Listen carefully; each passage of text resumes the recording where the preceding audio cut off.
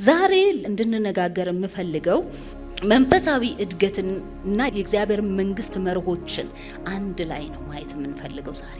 ይህንን አሳያችኋለሁ። መንፈሳዊ እድገት በእግዚአብሔር መንግስት ውስጥ ምን ይመስላል? አንድ አማኝ ወይም በእግዚአብሔር መንግስት ውስጥ ዜጋ የተባለ ወይም በክርስቶስ ኢየሱስ አምኖ በዳግም ልደት የእግዚአብሔር ልጅ የተባለ የትኛውም ሰው በምድር ላይ ሲመላለስ ማደግ ይጠበቅበታል። ያ በመንግስቱ ውስጥ ትልቅ ስፍራ የሚሰጠው ነገር ነው። ማንም ህፃን ሆኖ እድሜውን እንዲጨርስ የእግዚአብሔር ፍቃድ ወይም የመንግስቱ መርህ የመንግስቱ አሰራር ወይም ሲስተም አይፈቅድም። ስለዚህ ሁል ጊዜ መንፈሳዊ እድገት ከኛ ጋር መንፈሳዊ እድገትና የእግዚአብሔር መንግስት የማይነጣጠሉ የአንድ ሳንቲም ሁለት ገጽታዎች ናቸው። በእግዚአብሔር መንግስት ውስጥ ያለ የትኛውም ሰው ማደግ ይጠበቅበታል። ማደግን ሬዚስት የሚያደርግ ሰው ካለ አደጋ ውስጥ ነው ያለው። ያ ባለፈው ሳምንት የተነጋገርነው ፖቴንሻሉን ሳይጨርስ ወደ መቃብር እንደሚሄድ ሰው ነው። ማደግን ሪፊውዝ የሚያደርግ ወይም ሬዚስት የሚያደርግ ሰው አያችሁ። በሪሊጂየስ ሰርክል ውስጥ ስትሆኑ ብዙም እንድታድጉ አይጠበቅባችሁም። ሪሊጅን ብዙ ጊዜ የሚሰብከው ምንድነው?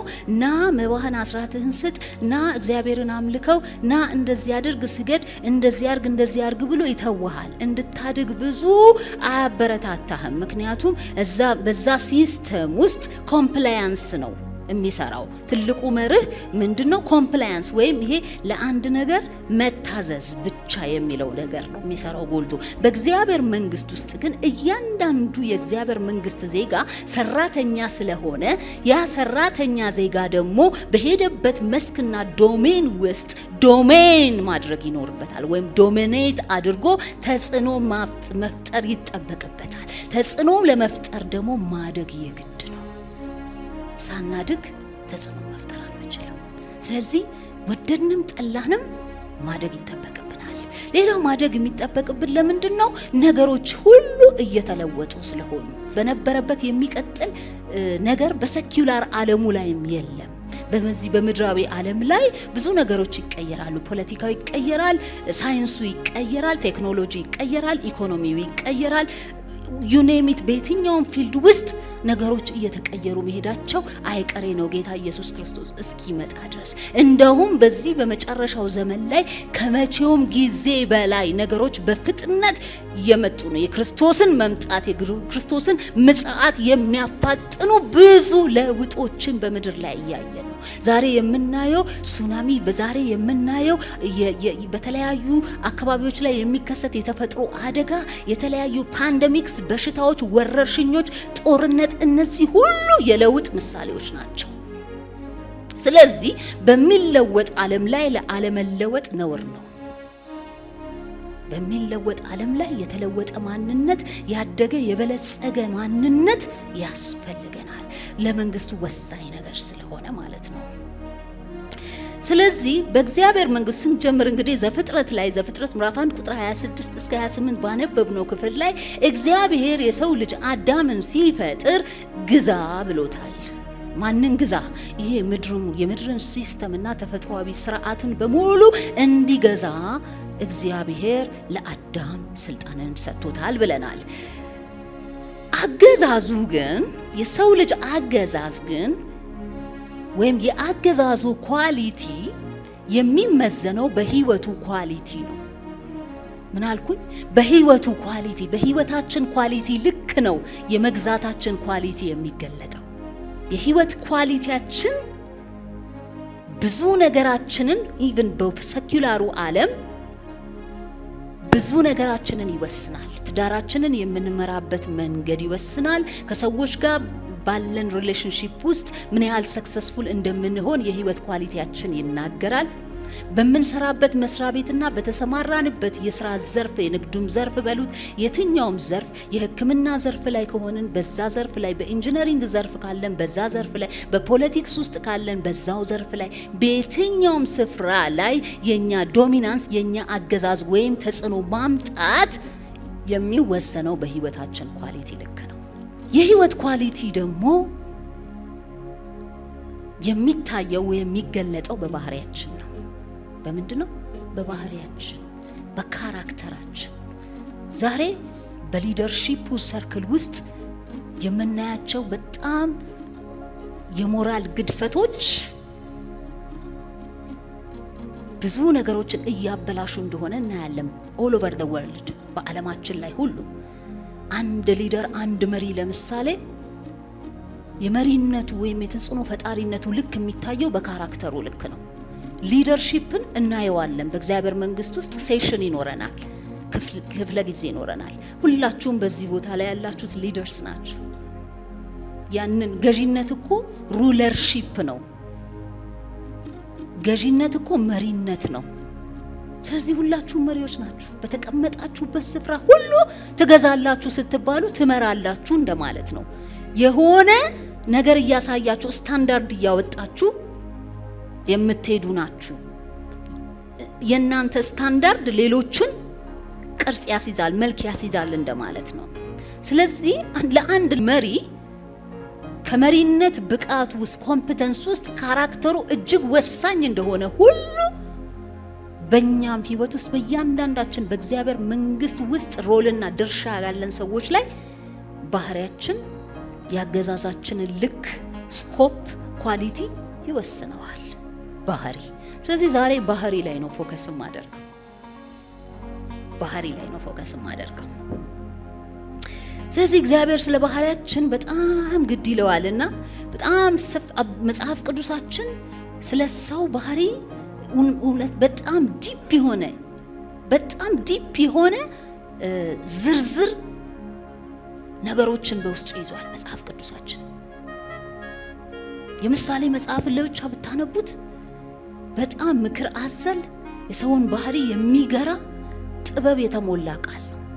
ወንጌላት ላይ ኢየሱስ ክርስቶስ በተራራው ስብከት ያስተማረው በማቴዎስ ወንጌል ላይ ሄዳችሁ ብትመለከቱ ምዕራፍ 5 እስከ 7 ድረስ ያለውን የተራራውን ስብከት በመባል የሚታወቀውን ብታዩት ኢየሱስ በዘመኑ በምድር በነበረበት በስጋው ዘመን አተኩሮ ሲናገር የነበረው ሰዎች እንዴት በተለያየ መስክ ላይ ባህሪያቸውን መግራትና አሸንፈው መውጣት እንዳለባቸው ነው የሚያሳየው። ስለዚህ ወገኖቼ ለእግዚአብሔርና ለእግዚአብሔር መንግስት ባህሪያችን የተመቸ ካልሆነ የምንለው የገዥነት ስልጣን ተረት ነው የሚሆነው። ስለዚህ ባህሪ በጣም ወሳኝ ነው። ስለዚህ መጀመሪያዎቹን ወደ ሁለተኛ ሳምንት አካባቢ ያስተማርኳቸውን ትምህርቶች የምታስታውሱ ከሆነ ስለ እግዚአብሔር መንግስት ቫልዩስ እናወራ ነበር አይደለ? እነዛ ቫልዩስ ውስጥ ይሄ ጽድቅ፣ ሰላም፣ ቅድስና ምናምን የሚሏቸውን ነገሮች በስፋት ስናይ ነበረ። እንደገና በአንድ አምባሳደር በክርስቶስ አምባሳደር ላይ ሊገለጡ የሚገባቸው ባህሪያት እነዚህ ናቸው። የመንግስቱን እያልን በሰፊ ስናወራ ነበር። ለምን? የእግዚአብሔር መንግስት የምትገዛው በጥበብ ነው እንጂ በጦር መሳሪያ አይደለም። ገዢ ናችሁ ስትባሉ የሆነ ጦር መሳሪያ ታጥቃችሁ ምናምን አይደለም ያስፈራራችሁ ምናምን አይደለም የምትገዙት። ያ ዓለማዊው ሲስተም ነው፣ አይተነዋል። እሱንም ቢሆን የሰይጣንን አገዛዝና እግዚአብሔራዊ የሆነውን አገዛዝ በንጽጽር የተመለከትንበት ክፍል ላይ በስፋት አይተነዋል። ስለዚህ በመንግስት ውስጥ ተጽዕኖ ለማምጣት ባህሪያችን እንደ እግዚአብሔር መንግስት ስታንዳርድ ልክ መሆን አለበት፣ በዛ ልክ መሆን አለበት ማለት ነው። አለበዛ መንግስቱን እናዳክመዋለን። እግዚአብሔር መንግስት እንዲሁ ሳትገዛ ትገዛለች የተባለችው መንግስት በእኛ ውስጥ አልፋ ሳትገዛ እናልፋለን። እግዚአብሔር መንግስት ሁሉን ትገዛለች የሚለው ዩኒቨርሳል ትሩዝ ነው። ባይዘወይ አንተ ስለደከምክ እኔ ስለደከምኩ እግዚአብሔር መንግስት ሳትገዛ አትቀርም። ምድርን ሁሉ ትጠቀልላለች የእግዚአብሔር መንግስት። በዘመን መጨረሻ ወንጌል ለትውልድ ሁሉ ይደርሳል፣ እስከ ምድር ዳርቻ ድረስ ይደርሳል። ብዙዎች ወንጌልን ይሰማሉ፣ ወደ መንግስቱ ይቀላቀላሉ። እግዚአብሔር መንግስት በተራራዎች ላይ ትቆማለች። ያ ሊሆን ግድ ነው ወገኖቼ። የኔና የእናንተ መድከም ይሄንን እውነት አይሸረሽረው።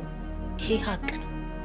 ነገር ግን እስከ ኖርን ድረስ ወገኖቼ በዚህ ምድር ሰክሲድ አድርገን ከእናትና ከአባቶቻችን ተወልደን ከመጣን አይቀር የመንግስቱ ዜጋ ከተባልን አይቀር የምንናፍቀውን ጌታ ኢየሱስን ስናገኝ ዌልደን ማይ ሰን እንድንባል ዌልደን ማይ ዶተር ተብለን አክሊላችንን እንድናገኝ ወገኖቼ በዚህ ምድር ላይ የሚባክን ጊዜ አይኑረን። ክርስቶስን በመምሰል ህይወት በገዢነት እንገለጥ። ባህሪያችን ነው የሚገዛው፣ ምናችንም አይገዛም ሌላ። ባህሪያችሁ ግን ይገዛል። አንድ ትራፊክ ቀጨጭ ያለ ለምን አይሆንም? የተጎሳቆለ ለምን አይሆንም? እዛ ጋር ቆም ሲል ይቆማል። ያ ሁሉ መኪና ይቆማል፣ ታዞ ይቆማል። ስልጣን ላዩ ላይ ስላለ ስልጣን አለው ያ ሰውዬ። በቃ ልብሱ ዩኒፎርሙ ይናገራል በሱ ላይ ያለውን ስልጣን። ስለዚህ ማንም ይገዛለታል። ትልቅ መኪና ስላለ በጣም አንተ ባለጸጋና በከተማው ላይ ታዋቂ ስለሆንክ ትራፊኩን ገጭቼ አልፋለሁ አትልም። ልክ እንደዛ የእግዚአብሔር ልጆች በቆሙበት ስፍራ ሁሉ የሚያስደነግጥ ሞገስ በባህሪያቸው ሊገለጥ ይገባል። ባህሪያችን ነው የሚገዛው። ቁልፍ ነገር ነው ዛሬ የምናየው ወገኖች። ስለዚህ ለዛ ነው ጌታ ኢየሱስ ክርስቶስ እንደነገርኳችሁ በስጋ ወራቱ የተራራውን ስብከት ማቴዎስ ምዕራፍ 5 ቁጥር 7 እቤት ገብታችሁ እያሰመራችሁ እያደመቃችሁ አንብቡት። እውነቴን ነው የምላችሁ፣ ለህይወታችሁ ለእግዚአብሔር መንግስት ውስጥ ለምታሳዩት ባህሪ መልህቅ ይሆናችኋል። በዛ ምዕራፍ ላይ የማይዳስሰው ክፍል የለም። ኢየሱስ የማይነካው ክፍል የለም። ስለ ሪሌሽንሺፕ ይናገራል፣ ስለ ይቅርባይነት ይናገራል፣ ስለ ትዳር ይናገራል፣ ስለ ኢኮኖሚ ይናገራል፣ ስለ መስዋዕት፣ ስለ መጽዋት፣ ስለ ጾም ይናገራል፣ ስለ ፍርድ ይናገራል። በዛ ዘመን እንኳን ስለነበረው የስተት ትምህርትና ከነቢያት የበግ ለምድ ከሚመጡ እንዴት መሰወር መጠበቅ እንዳለብን ያስረዳል። የማይነካው የማይዳስሰው ነገር የለም። አንድ አማኝ እንዴት ተጽዕኖ ፈጣሪ ሆኖ ማለፍ እንደሚችል እናንተ የምድር ጨው ናችሁ፣ እናንተ የዓለም ብርሃን ናችሁ እያለ ያስተምራል። ስለዚህ ይሄን ምዕራፍ ለእናንተ ተዋለው እቤት በደንብ አድርጋችሁ አንብቡት። ፒክቸሩን ቢግ ፒክቸር ይሰጣችኋል። ስለዚህ እግዚአብሔር ቃል ብዙ መርሆችን ይዟል ባህሪን በተመለከተ። አሁን በማቴዎስ ወንጌል ላይ የነገርኳችሁ ክፍል ኢየሱስ የተናገራቸውን ዋና ዋና መርሆች በደንብ ታገኙታላችሁ፣ እዛ ላይ በደንብ ትይዙታላችሁ። ስለዚህ የእግዚአብሔር ቃል ፕሮሚስ እንዳለ ሁሉ ወይም ይሄ መጽሐፍ ቅዱሳችን ፉል ኦፍ ፕሮሚስ እንደሆነ ሁሉ ፉል ኦፍ ፕሪንሲፕልም ነው። ፕሪንሲፕሎቹ ደግሞ አንደኛው ፕሪንሲፕሉ ደግሞ በባህሪያችን ዙሪያ ያጠነጠነ ነው። በሰው ልጆች ባህሪ ዙሪያ ያጠነጠነ ነው ፕሪንሲፕሉ። ስለዚህ መርህ ስንል ምን ማለታችን ነው? መርህ እንግዲህ በራሴ አተረጓጎም ምን ብየዋለሁ? በውስጣዊው የሰው ማንነት ውስጥ የሚገነባ ነገር ነው መርህ። በውጫዊ ሳይሆን በውስጣዊው የሰው ማንነት የኛ ማንነት ውስጥ የሚገነባ ነገር ሆኖ የሰውን ህይወት፣ የሰውን ባህሪ እና የሰውን ተግባር ሳይቀር የሚገራ የሚገዛና ገቨርን የሚያደርግ የእግዚአብሔር ጥበብ ነው ብየዋለሁ። በውስጣዊ ማንነታችን እየተገነባ መሄድ ነው። ከውጭ አይመጣም። ህግ ከውጭ ነው የሚመጣው። ህግ ከውጭ ይመጣና ዶንት ዱ ዚስ ዱ ዛት ይላል። ዶንት ዱ ዛት፣ ይሄን ካልሰራ እንደዚህ ትሆናለህ፣ ፍርድ አለው፣ ቅጣት አለው፣ ፔናልቲ አለው። የእግዚአብሔር ቃል የእግዚአብሔር ፕሪንሲፕል ግን ከውስጥ የሚገነባ ነው። ከውስጥ የሚገነባ ሆኖ ይሄ የሰውን ስብዕና፣ የሰውን ህይወት፣ የሰውን ባህሪ፣ የሰውን አካሄድ በሙሉ ገቨርን ያደርጋል ወይም ይመራል፣ ጋይድ ያደርጋል። ጥበብ ነው። ስለዚህ በጣም ጀንትል ነው። እንደ ህግ አስፈሪ አይደለም። እውነቴን ነው የምላችሁ። ሂዱና ስታነቡት እዛ ማቴዎስ ወንጌል ላይ ያለው የተራራው ስብከት ላይ እንዲህ ብታደርጉ እንደዚህ፣ እንዲህ ብታደርጉ እንደዚህ ይላል። ብታደርጉ መልካም ነው። ኦፍ ኮርስ ይሄን ስል ግን አይ በቃ ፕሪንሲፕል የእግዚአብሔር ፕሪንሲፕል ስለሆነ ኮንሲኩዌንስ የለውም ባናደርገው፣ ይሄ የተሳሳተ አካሄድ ይሆናል። ደግሞ ለምን ሰው ለሰራው ስራ ሁሉ በስጋው ያጭዳል። በስጋ የፈጸምነው ኃጢአት በስጋ ያሳጭደናል፣ ዋጋ ያስከፍለናል። ለዛ ነው የእግዚአብሔር ፕሪንሲፕል፣ እግዚአብሔር ፍቅር ስለሆነ ፕሪንሲፕሎቹ በውስጣችን በልባችን እንዲታተሙና በጸጋ ኃይል እነዛን ፕሪንሲፕሎች በህይወታችን እንድንገነባ ነው የፈለገው። እንደዛ ነው ያደረገው። አብሮ እግዚአብሔር ፕሪንሲፕሉን ሲሰጥ ጸጋ የሚባለውን ነገር አብሮ ሰጥቷል። ያ ጸጋ ምን ይሆናል? አቅም ይሰጣል። አቅም ይሰጣል። እግዚአብሔር የነነዌን ሕዝብ እኮ ዮናስ እኮ አልታዘዝ ብሎ እኮ መርከብ ውስጥ ገብቶ ወደ ሌላ አቅጣጫ ቀይሮ ሲሄድ ተመለስ ብሎ ዮናስን እኮ ባሳ ነባሪ ሆድ ውስጥ የከተተና ያስተፋ እኮ እግዚአብሔር ነው። ለሕዝቡ የሚራራ እግዚአብሔር ነው። ምንም እንኳን እግዚአብሔር ጋድ ኦፍ ፕሪንሲፕል ቢሆን እንኳን የሚራራ አምላክ ነው። ለልጆቹ ይራራል። ስለዚህ ይሄንን አውቀን ደግሞ አድቫንቴጅ እንዳንወስድበት ያደጉ ልጆች እግዚአብሔር ይፈልጋል። ኖ አላደርግም ሰው ቢያየኝም ባያየኝም አላደርግም። ልክ እንደ ዳንኤል አምላኬን አልበድልም የሚሉ ያደጉ የእግዚአብሔር ዜጎችን እግዚአብሔር ይፈልጋል። ስለዚህ ይሄ ከሆነ እንግዲህ ማቴዎስ ምዕራፍ 5 ከቁጥር 3 እስከ 12 ያለውን ቃል ቶሎ ላንብበው። ሕዝቡንም አይቶ ወደ ተራራ ማቴዎስ ምዕራፍ 5 ከቁጥር 3 እስከ 12 ሕዝቡንም አይቶ ወደ ተራራ ወጣማ ኢየሱስ በተቀመጠም ጊዜ ደቀ መዛሙርቱ ወደ እርሱ ቀረቡ። አፉንም ከፍቶ አስተማራቸው እንዲህም አለ፣ በመንፈስ ድሆች የሆኑ ብፁዓን ናቸው፣ መንግሥተ ሰማያት የእነርሱ ናትና። የሚያዝኑ ብፁዓን ናቸው፣ መጽናናትን ያገኛሉና። የዋሆች ብፁዓን ናቸው፣ ምድርን ይወርሳሉና። ጽድቅን የሚራቡና የሚጠሙ ብፁዓን ናቸው፣ ይጠግባሉና። የሚምሩ ብፁዓን ናቸው፣ ይማራሉና። ልበ ንጹሖች ብፁዓን ናቸው፣ እግዚአብሔርን ያዩታልና። የሚያስተራርቁ ብፁዓን ናቸው፣ የእግዚአብሔር ልጆች ይባላሉና። ስለ ጽድቅ የሚሰደዱ ብፁዓን ናቸው፣ መንግሥተ ሰማያት የእነርሱ ናትና።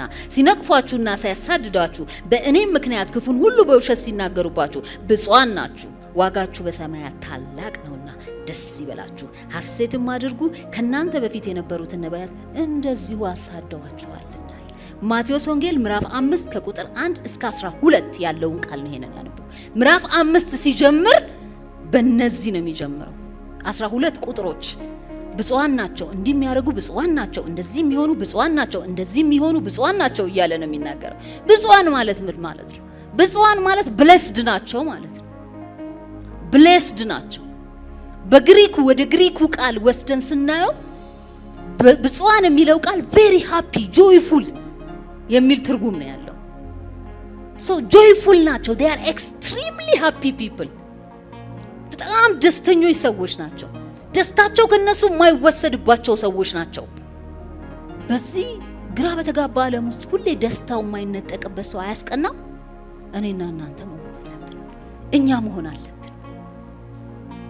ብፁዓን የሚላቸው ብሌስድ የሆኑ የሚላቸው ኢየሱስ እንደነዚህ አይነት የሆኑ ሰዎች ናቸው። በአጠቃላይ ይሄ ቁጥር ማቴዎስ ወንጌል ምዕራፍ 5 ከቁጥር 1 እስከ 12 ያለው በሙሉ የሚነገረው ስለ መሆን ነው።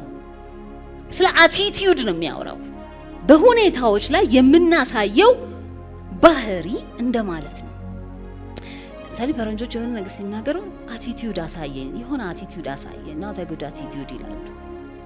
ስለዚህ ለምሳሌ አለቃ ስራ ሲያዝ ምን አይነት አቲቲዩድ ነው የምታሳየው? የሆነ ላይ ስራውን እሺ አደርገዋለሁ ብለህ በፈገግታ ነው ተቀብለኸው ከኦፊሱ የምትወጣው ወይስ እሺ አምጣው ብለህ ነጥቀህ ነው የምትወጣው? ለበታቾቻችሁ እንዴት ነው የምትታዘዙት?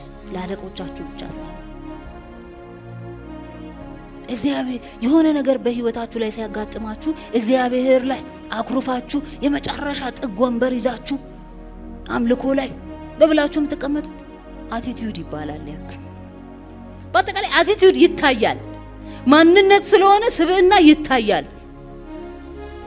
የሆነ የሚታይ ነገር ነው አቲቲዩድ። ስለዚህ መሆን መጀመሪያ ይቀድማል። ለጎኖቼ ከማድረግ በፊት መሆን ትልቅ ነገር ነው።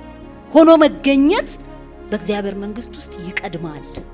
ተጽዕኖ ለመፍጠር የሆነ ስብዕናን የሆነ ነገር መምሰል የሆነ መሆን ያስፈልጋል። ይሄ ክፍል ይሄ ቁጥር የሚነግረን ስለ አቲቲዩድ።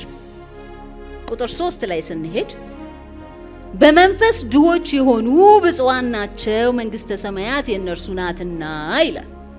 እንግዲህ በመንፈስ ድሆች የሆኑ በመንፈስ ድሃ መሆን ማለት ውስጡ ባዶ የሆነ ሰው ማለት ነው። ትሁት ሰው ማለት ነው። ባጭሩ ሂዩሚሊቲ ወይም ትህትና የሚለውን ቃል ይወክለዋል። ትሁት የሆነ ሰው እንደማለት ነው።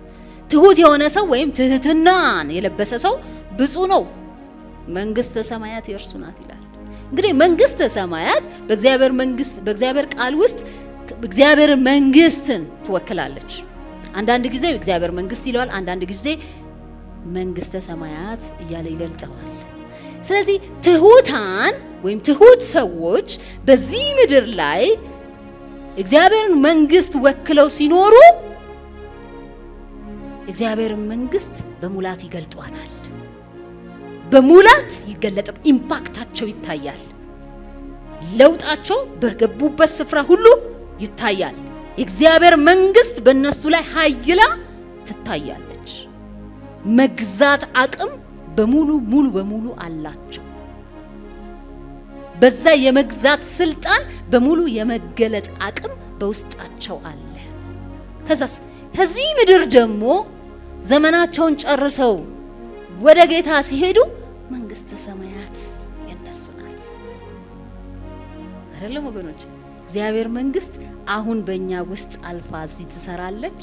ከዛ በዘመን መጨረሻ ደግሞ እኛ ወደ ጌታ ስንሄድ ወደ ጌታ በደመና ሲመጣ እኛ ስንነጠቅ፣ ሃሌሉያ፣ የዛኔ ደግሞ መንግስተ ሰማያት ለኛ ተዘጋጅታለች። የዛን ጊዜ ከንጉሱ ጋር ነው የምንገዛው፣ ብቻችንን አይደለም የምንገዛው። አሁን በዚህ ምድር ላይ በመንፈስ ቅዱስ ሆነ አንተ ነው የምትገዛው። ሌላ ኢየሱስ እዚህ መጥቶ በአካል በስጋ ተገልጦ የሚገዛ አይኖርም፣ የለም። በስጋ ዘመናችን በዚህ ምድር ላይ መንግስቱን ለኛ ጥሎ ነው የሄደው እግዚአብሔር። ስለዚህ እኛ በመንፈስ ቅዱስ ኃይል ውስጣችን ባለችው መንግስት አማካኝነት በገባንበት ስፍራ ሁሉ በምድር ላይ እንገዛለን። ከዛ በኋላ ግን ወደ ተዘጋጀልን ስፍራ እንሄዳለን። መንግስተ ሰማያት ትጠብቀናለች። ስለዚህ ትሁታን ይላል እዚህ ጋር በመንፈስ ድሆች የሚላቸው ማለት ነው። በመንፈስ ድሃ የሆኑ ሰዎች ወይም ትሁታን ወይም ሂዩሚሊቲ በላያቸው ላይ ያለባቸው ሰዎች ገዢዎች ናቸው። ባጭሩ ይሄን እያለን ነው። መንግስተ ሰማያት የነሱ ናት። በኢየሱስ ስም ትሁት ያድርገን። መሆን ይቀድማል ወገኖቼ። የሆነ ነገር አድርጎ ከመገለጥ በፊት መሆን ይቀድማል። ከማገልገል በፊት መሆን ይቀድማል። በህይወት ዘመናችሁ ራሳችሁን ቼክ አድርጉ። በሄድንበት ቦታ ሁሉ ቼክ እናድርግ። በቃ ጊዜ እየጠበቅን አማይ ትሁት ሆኛለሁ፣ በዚህ ሁኔታ ላይ ትሁት ነበርኩ፣ እከሌን እህቴን ሳናግራት ትሁት ነበርኩ፣ ቸርች ላይ ሳገለግል መድረክ ላይ ስቆም ትሁት ነበርኩ፣ ይህንን ግጭት ስፈታው ትሁት ነበርኩ ወይስ በትዕቢት ተወጥሬ ነበር? ራሳችንን ቼክ ማድረግ ያስፈልጋል። መሆን ይቀድማል። ከማድረግ በፊት ሆኖ መገኘት፣ ማንነት፣ ስብዕና ይቀድማል። ትሁታን ግን እጽዋን ናቸው፣ መንግስተ ሰማያት የእነርሱ ናትና ይላል። ሃሌሉያ። ስለዚህ ትህትና ወይም ሂዩሚሊቲ የሆነ ያስተሳሰብ ኳሊቲ ነው። የማይንድ ሴት ኳሊቲ ነው። ይሄ ማይንድ ኳሊቲ ነው። በጣም ትልቅ ኳሊቲ ነው። ባይዘው ሰዎች በሄዱ ባደጉ ቁጥር፣ በትምህርት ባደጉ ቁጥር፣ በሀብት በበለጸጉ ቁጥር፣ የሆነ ደረጃ በደረሱ ቁጥር፣ ከፍ ባሉ ቁጥር ዴቨሎፕ ሊያደርጉት የሚገባ አንድ ባህሪ አለ። ትህትና። አሁን ዛሬ ብዙዎቻችን የሚመስለን ትሁት ማለት በቃ ምስኪን ሆኖ የሚገለጥ ትህትና ምንም ዋጋ እንደሌለ ራስን አፈር ትል እንደሆንክ መቁጠር አይደለም። ያ አይደለም ትህትና። ራስን በጣም ከሰው በታች አድርጎ መመልከት አይደለም ትህትና። ሌላ ምንድን ነው? ምን አይደለም። እግዚአብሔር ደግሞ የሰጠህን ውስጥ ያስቀመጠውን ፖቴንሻልና ጊፍት መካድ አይደለም ትህትና። አንዳንድ ሰዎች ውስጣቸው እግዚአብሔር የሚገርም በቃ የሚፈነዳ ትውልድን የሚያደርስ ለትውልድ የሚዳረስ ጊፍት በውስጣቸው አስቀምጦ እኔ ምንም አልችልም፣ እኔ አቅም የለኝም፣ እኔ እንደዚህ ነኝ ይላሉ። that is not ትህትና. By the way, the moment you say that you are going against the will of God. ባንተ ላይ ኦቶሪቲ ያለውን ጌታ ኦቶሪቲውን እየካድክ ነው። ትልቅ ጸጋ ውስጥ ተቀምጦ ጸጋው ላንተ አይደለም፣ ሲጀመር ላንተ አይደለም ጸጋው።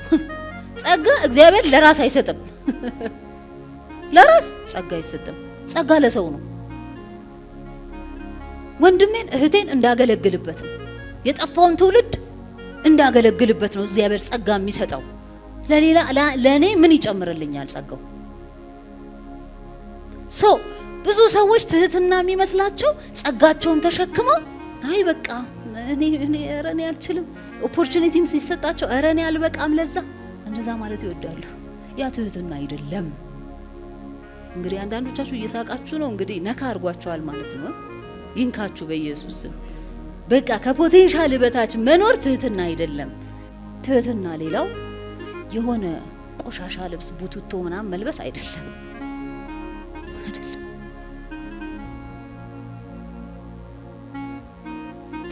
በቃ ራሱን በቃ በጣም ዝቅ ምናምን ያደረገ ይመስላል አንዳንድ ሰው በጣም ተጎሳቅሎ ምናምን ስለመጣ። ኢየሱስ ግን እንደነሱ ኢቭን ስትጾሙ እንደነሱ እኮ አትሁኑ ነው የሚለው። ቅባት ተቀቡ፣ ፊት ታጠቡ፣ በቃ እንደዛ አታድርጉት። ይሄ ወደ መጨረሻው ይሄንን ትምህርት ወደ መጨረሻ ስንጨርስ የሆነ የምለቀው ነገር አለ እዚህ ቦታ ላይ። እውነቴን ነው የምላችሁ፣ መንግስተ ሰማያት ፐርፌክሽን ነው ባህሪ። ፐርፌክት ነው፣ በእውነት ፐርፌክት ነው። አምላካችን is so perfect። የኛ አምላክ ቆንጆ አምላክ ነው። በቃ የሆነ ቃል ቆንጆ የሚለው ቃል እንኳን አይገልጸውም። መንግስተ ሰማያት እያንዳንዷ ነገር ፐርፌክት ናት። አበቦቹ ፐርፌክት ናቸው። ዙፋኑ ፐርፌክት ነው። እግዚአብሔር ፐርፌክት ነው። አለባበሱ በቃ ፐርፌክት ነው። ፐርፌክት ነው። የእግዚአብሔርን መንግስት ወክለን እዚህ ካለን የሰማዩ መንግስት ሪፍሌክሽን ነን እኛ። ሌላ ነገር እንዳትጠብቁ። የሰማዩ መንግስተ ሰማያት ሪፍሌክሽን ነን እኛ እዚህ ምድር ላይ ስንገድ። አምላክ ፐርፌክት ቆንጆ ከሆነ አንተ ለምን ቆንጆ አትሆን? ሲጀመር ውብና ድንቅ አድርጎ እግዚአብሔር ሰርቶሃል። በቃ ተሰርቻለሁ ይላል። ተሰርተሃል። ውብና ድንቅ ሆነ ነው በዚህ ምድር ላይ ያለው አንተ። ትህትና ታዲያ ምንድን ነው? ትህትና እግዚአብሔርን እንደ እግዚአብሔርነቱ ማክበር ነው። እግዚአብሔርን እንደ እግዚአብሔርነቱ ማክበር፣ ኦቶሪቲውን ማክበር።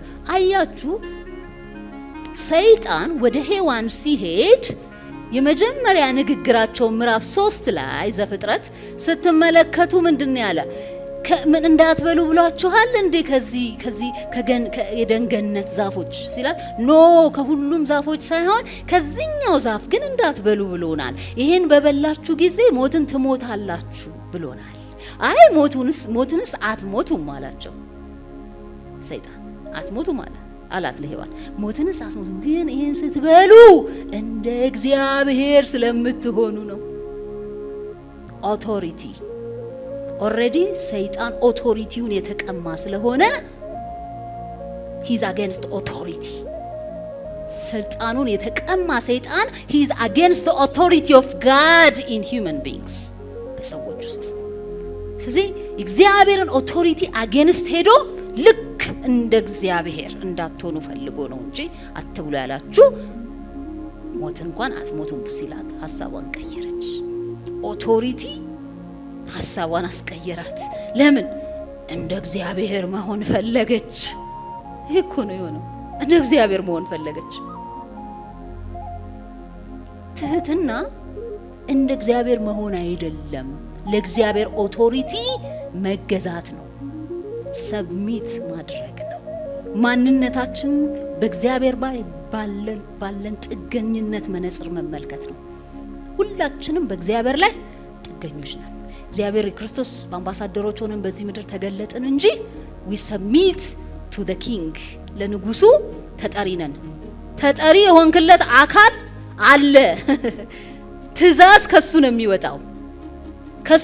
ከንጉሱ አፍ በሚወጣው ትእዛዝ ነው የምትተዳደረው፣ የምታስተዳደረው። ይሄንን በህይወታችን ላይ ችላ ባልነው ልክ ትዕቢተኛ እየሆንን ነው የምንሄደው። ትዕቢት ታታቸዋል። አንዳንድ ጊዜ ሮንግ ቲቺንጎች አሉ። በቃ አንተ ዲነኩ ተገዢነ፣ አንተ እኮ እንደዚህ ኖ ከዛ አዘር ሳይድ የስ ገዢነ፣ ግን አዘር ሳይድ ኦፊት አንተ ጥገኛ ነህ፣ በንጉሱ ላይ ጥገኛ ነህ። እስትንፋስህን በሰከንድ ውስጥ ልታጣው ትችላለህ። ከቻልክ ለምን ታዲያ አታቆይም? ዛሬ መሞት የማይፈልጉ አንሞትም ብለው ብዙ ያሉ ሰዎች እኮ በምድር ላይ ሞተዋል። አንሞትም፣ በቃኛ አንሞትም፣ በስጋ አንሞትም። ኦፍ ኮርስ እኛ አንሞትም። ለምን? መንግስተ ሰማይ ይጠብቀናል። ሃሌሉያ። በዘላለማዊ ነን እኛ። ሃሌሉያ። ግን ይሄ ድንኳን ይሄ ስጋ የሆነ ጊዜ ይፈራርስና በቃ የማይበሰብሰውን ስጋ እንለብሳለን። ከጌታ ጋር ለዘላለም እንኖራለን። በማይበሰብሰው ስጋ በዛ ስጋ እንኖራለን። ግን በምድር ላይ እስካለ ይሄ ስጋችን ጀስት የመንፈስ ቅዱስ ማደሪያ ነው፣ ሌላ ነገር አይደለም። ጊዜውን ጠብቆ ይፈርሳል። ስለዚህ ብዙ ሰዎች ካላቸው ይሄ በጣም ጽንፍ የረገጠ አመለካከት ከአማኝ ስልጣን ጋር በተያያዘ የሚሰጡ ትምህርቶች ላይ ካለው ጽንፍ የያዘ አመለካከት የተነሳ አካሄድ የተነሳ በትዕቢት ሳያስቡት ተሞልተዋል። ትዕቢት ነው በቃ ሲናገሩ የትዕቢት ቃል ነው የሚናገሩት።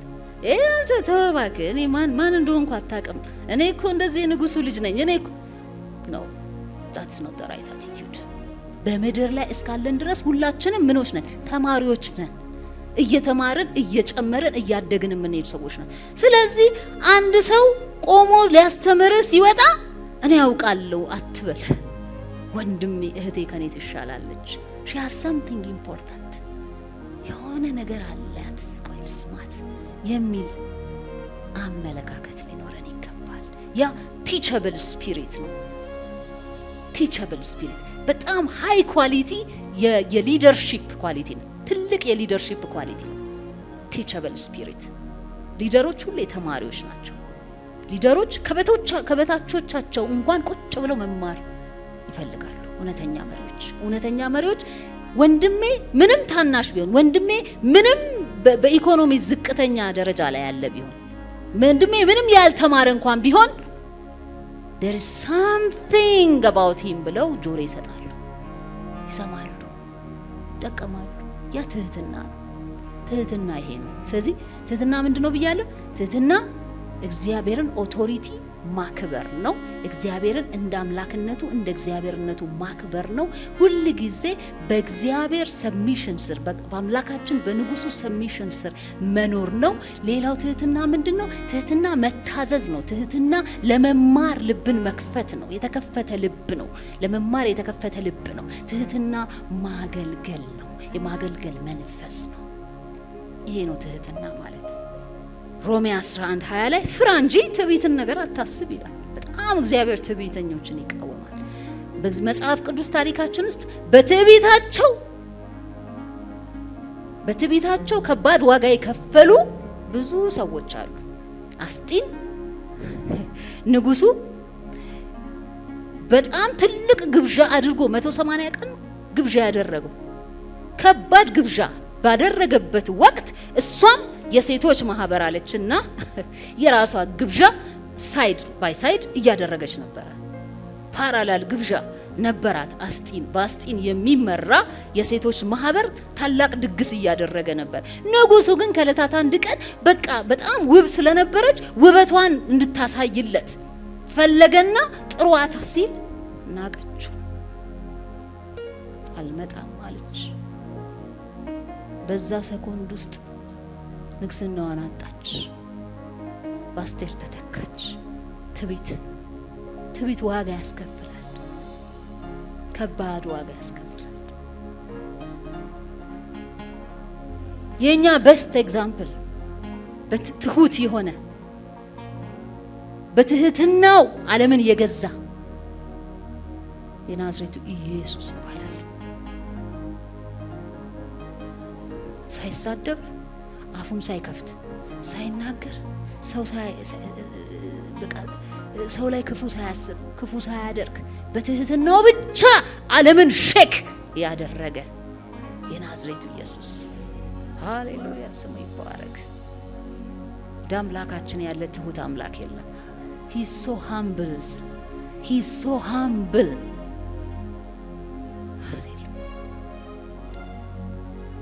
ፊልጵስዩስ 2 ምዕራፍ 2 ቁጥር 5 እስከ 10 ያለው ቃል እንደዚህ ይላል። በክርስቶስ ኢየሱስ የነበረ የሐሳብ በእናንተ ዘንድ ደግሞ ይሁን። እርሱ በእግዚአብሔር መልክ ሲኖር ሳለ ከእግዚአብሔር ጋር መተካከልን መቀማት እንደሚገባ አልቆጠረውም። ነገር ግን የባሪያን መልክ ይዞ በሰው ምሳሌ ሆኖ ራሱን ባዶ አደረገ። በምስሉም እንደ ሰው ተገኝቶ ራሱን አዋረደ፣ ለሞትም ይኸው የመስቀል ሞት እንኳን የታዘዘ ሆነ። በዚህም ምክንያት ደግሞ እግዚአብሔር ያለ ልክ ከፍ ከፍ አደረገው፣ ከስምም ሁሉ በላይ ያለውን ስም ሰጠው። ይህም በሰማይና በምድር ከምድርም በታች ያሉ ሁሉ በኢየሱስ ስም ይንበረከኩ ዘንድ ነው ይላል። ሃሌሉያ። እሱ አምላክ ሆኖ ሳለ እሱ እኮ እግዚአብሔር ነው። ከእግዚአብሔር እኮ ነው የወጣው ኢየሱስ። ይህ እኮ የምድርና የሰማይ ፈጣሪ እኮ ነው። እግዚአብሔር ኃያሉ እግዚአብሔር ሰው ሆኖ አምላክነቱን ትቶ በሰው በሴት ማህፀን ውስጥ አደረ። ሰው ሆኖ ተገለጠ አምላክ። በቃ ትሁት ለመሆን ምንም አታድርጉ፣ ኢየሱስን ይዩት። ኢየሱስን ማየት በቂ ነው። ሌላ ምንም አያስፈልግም። የመጨረሻው የትህትና ምሳሌ ኢየሱስ ነው። ትህትናው ደግሞ ከፈለው። ምን ይላል? በሰማይና በምድር ከምድር በታች ያሉ ሁሉ በኢየሱስ ስም ይንበረከኩ ዘንድ ስልጣንን ሰጠ ይላል። እግዚአብሔር አለ ልክ ከፍ ከፍ ከፍ አደረገው ይላል። ሼካላዚያስ ጌታችን ኢየሱስ ክርስቶስ ዳግም ሲመለስ ሊሰቀል አይመጣም። ንጉሥ ሆኖ ሊፈርድ ይገለጣል። በጻድቃን ላይ በኃጥአን ላይ ሊፈርድ ይገለጣል። ንጉሥ፣ የነገስታት ንጉሥ ሆኖ ነው የሚገለጠው። እንደዛ ሆኖ ነው የሚገለጠው ኢየሱስ። ትሁቱ ኢየሱስ፣ ትሁቱ እንደ ሰው ራሱን አዋርዶ የባሪያ መልክ ይዞ በምድር ላይ የመጣ በመስቀል ላይ የተንጠለጠለው የናዝሬቱ ኢየሱስ በዘመን መጨረሻ ግን ሃሌሉያ ሊፈርድ ይገለጣል። ገኖቼ ሙሴ በጣም ትሁት ሰው ነበረ። ሙሴ እንዲህ ይላል ዘኍልቍ 12:3 ላይ ሙሴም በምድር ላይ ካሉት ሰዎች ሁሉ ይልቅ እጅግ ትሁት ሰው ነበረ። እጅግ ትሁት ሰው ያን ሁሉ የአይሁዳዊ የእስራኤላውያንን ባህሪ ተሸክሞ በቃ እግዚአብሔር ሆይ እነሱን ይቅር ካላልካቸው፣ ለዚህ በደላቸው፣ ለዚህ ኃጢአታቸው ይቅር ካላልካቸው እኔን ከህይወት መዝገብ ላይ ሰርዘኝ ያለ ሰው ነው። ስፒሪት ኦፍ ሰርቪስ፣ የአገልጋይነት ባህሪ፣ ትህትና በጣም ነው የሚገርመው። እኔን ከህይወት መዝገብ ላይ ሰርዘኝ ይህንን ህዝብ ይቅር ካላልክ የሚል ይገኛል። ትህትናን ይጠይቃል።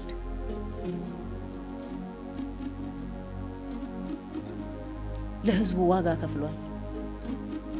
ከነአን እንኳን አላየም ሙሴ። ከነአን እንኳን አልገባም። ያንን ሁሉ ህዝብ ሲመራ በቃ አንዴ ኮምፕሌን ሲያደርጉበት፣ በቃ ወደ ግብጽ እንመለስ ሲሉት፣ አንዴ ሲያግሮመሩሙበት፣ በቃ ግሩፕ ሰርተው በቡድን ተደራጅተው ሲወቅጡት ሲያሙት የነበረው ሙሴ ዘመኑን ሁሉ አገለገለ፣ ግን ከነአን አልገባም። ምን አይነት ትሁት ሰው ነው! እዛ ነው ኢየሱስ እንደ ሙሴ ያለ በምድር ላይ ትሁት ሰው አለ። ትሁት ዮሴፍ ትሁት ነበረ። ዮሴፍ እኮ ወንድሞቹ እንደዛ አንገላተው ለእስማኤላውያን ሸጠውት ግብጽ ምድር ሄዶ ያን ሁሉ የመከራ ውርጅብኝ ዘመኑን ሁሉ አሟጦ ጨርሶ በኋላ ወደ ንግስናው ሲመጣ ወንድሞቹን አስጠርቶ ባርኮ አልቅሶ ዳግም ሪስቶር ልባቸውን እንዳያዝኑ እንዳይጸጸቱ ልባቸውን ያከመ ነው ዮሴፍ። ፊቱን አላጠቆረም፣ አቲቲዩድ አላሳያቸውም። እናንተ እኮ እንደዚህ አድርጋችሁኝ ምናምን ብሎ የሆነ አቲቲዩድ ያልተገባ ነገር አላሳያቸው። he humbled himself። ከብዙ ትህትናን ከብዙ የእግዚአብሔር ሰዎች እንማራለን ወገኖች። ትህትና pays off። ትህትና ይከፍላል። ትህትና የእግዚአብሔር መንግስት መገለጫ ነው። ኢየሱስ ራሱ ትሁት ነበረ። ስለዚህ ትህትናን እንልበሰው በጌታ በኢየሱስ ክርስቶስ። እግዚአብሔር ይረዳናል በናዝሬቱ በኢየሱስ ስም።